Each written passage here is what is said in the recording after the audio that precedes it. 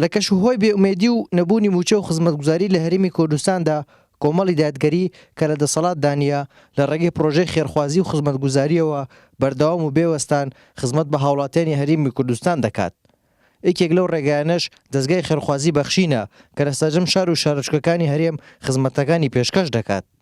لە کاتێکە تا ئێستا حکوومەت ئەوە موچەی مانگی 5 نەداوە، ئەوە 6 و 7 هاتە سەری. ئێمە هیچ مانگێک نایڵین موچەی بێباوکان دواکەوێ. لە کات و ساتی خۆیان موچەی بێباوکانمان دابش کردو. لە ئێستاە ئەوە ئمڕۆ 16 مانگە، ئێمە 16 ڕۆژە موچەی بێباوکانمان بۆ مانگی 6 دابش کردووە. کۆمەڵی دادگەری لە چەندین بواری دیکەی گرنگ و پەیوەست بە ژیانی هاوڵاتیانەوە خزمەت دەکات.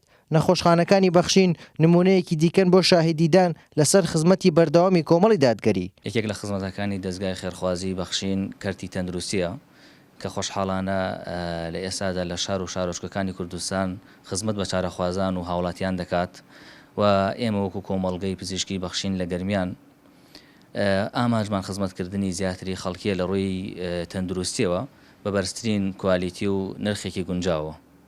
ئاماژ خۆی لە کۆی پرۆسەکەیە کە بەخشین ناوەکەی بە خۆیەوێتی ئەبێت بە شێوازێک لە شێوازەکان کەمترین نرخ بێت و کوالیتەکەیشی بەرز بێت و سوپاس بۆ خۆی پەروەردگار ئەو ئامانجەی تێدا هاتوۆتە دی.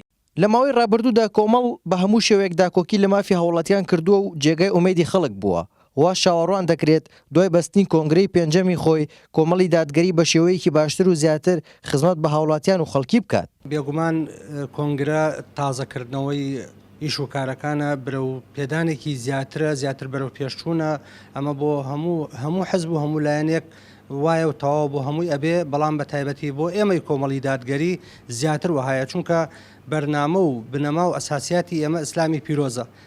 بەو مەبدەئە ئیشەکەین، هەر ئیشێک بکەین وەک پێغەمبەر صلی الله علیه و سلم فەرمێ مسلمان هەموو ئیشێکی خێرە، ئێمەش تەماحیەوەمانەیە هەموو ئیشێکمان خێر بێ، بۆیە زیاتر برەوی پێدەین بە ئومێد ئەوەی هەم لە دنیا بەرهەمی ببینین هەم لە قیامەتشا تووشی ئەجر و پاداش ببین انشاءالله. لە چەند ڕۆژی داهاتوودا بە بەشداری زیاتر لە 900 ئەندام کۆمەڵی دادگەری کۆنگرەی پێنجەمی خۆی دەبەستێت.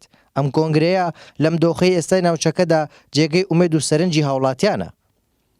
هارون ڕەشید، کەناڵی ئاسمانی پەیام، کەلار.